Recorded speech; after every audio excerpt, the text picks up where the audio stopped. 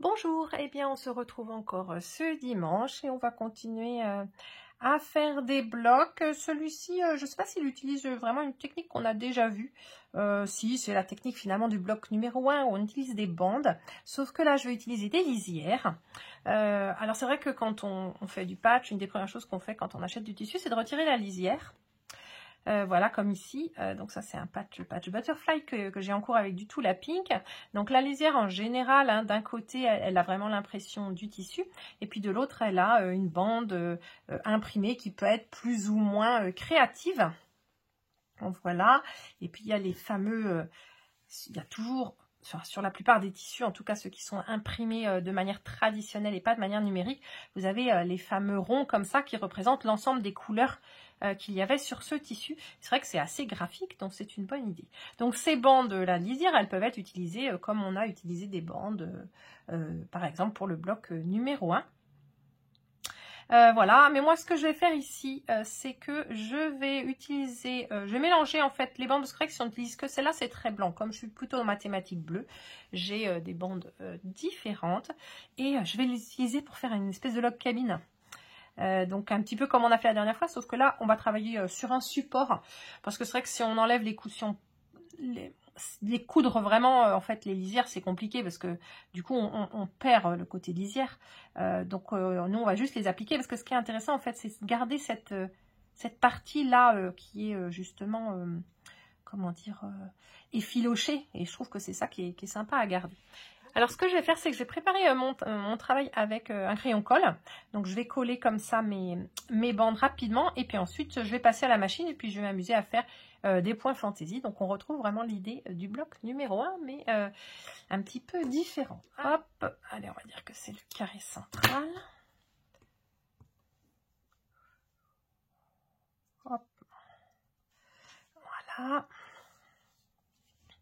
Alors, vous avez le choix, hein, les lisières. Alors, on les coupe pas toujours toutes à la même largeur, donc bah, ça va faire des choses différentes. Hop, tiens, celle-là, je vais la mettre comme ça.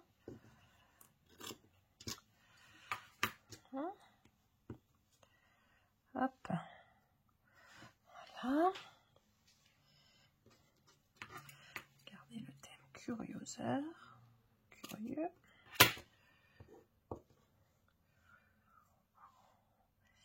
Hop, alors je vais mettre en fait, voilà, comme ça.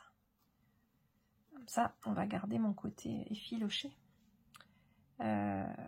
Ici, on continue avec un petit peu de rose. Alors, vous pouvez faire un log cabine très traditionnel en suivant le rythme, on va dire, hein, en tournant toujours, ou alors faire quelque chose comme on a fait les semaines passées de moins, comment dire, de moins régulier. Voilà, vous avez le choix. Celle-là, elle est un peu large. Je vais la recouper déjà comme ça. Je la trouve un peu large. Je vais la recouper, surtout que sur 15 par 15, on n'a pas beaucoup de place. Donc la colle, hein, c'est vraiment, c'est de la colle, bon, c'est temporaire. Ça va juste permettre de retenir tout le temps que je pique. Voilà. J'avais des unis aussi, donc du coup j'ai quelques bandes qui sont voilà, unies. Ah oui, alors vous voyez, la première fois j'ai mis mon effiloché vers l'extérieur d'ailleurs, puisque c'est repositionnable. Hop, je vais l'enlever et je vais mettre comme ça. Du coup, on va garder vraiment le côté effiloché à chaque fois. Voilà. Ici.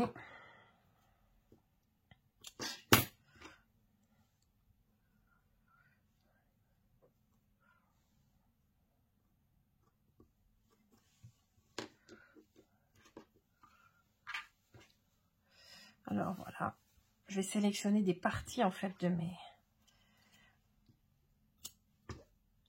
lisières. Je vais les sélectionner les parties. Ah, quoi que celle-là serait mieux de la mettre là, parce que là j'ai déjà du blanc. Alors on va mettre, je sais pas, tiens, du bleu ici. Pareil, un peu réduite.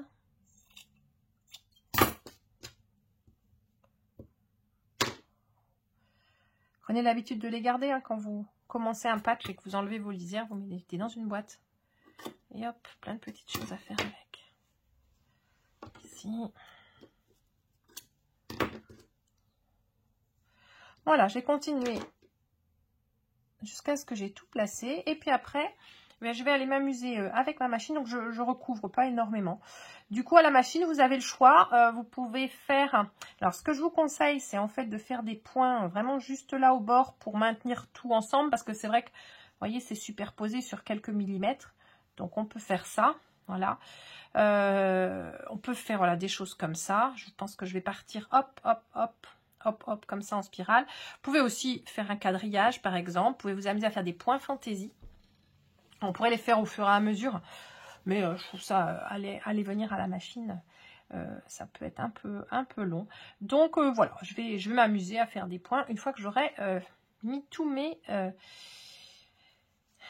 morceaux. Donc je continue, puis je vous montre le résultat.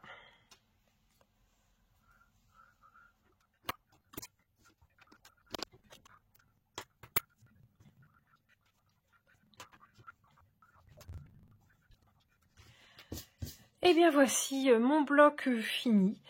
Donc je me suis amusée à faire des points fantaisie. Là c'est du zigzag tout simple. Et puis après des points.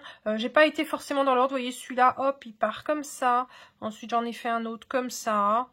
Voilà, un peu au petit bonheur. J'ai changé de fil, j'ai embelli, tout est maintenu.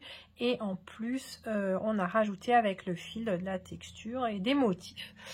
Voilà, et ben c'était tout pour ce dimanche. Je vous dis à bientôt.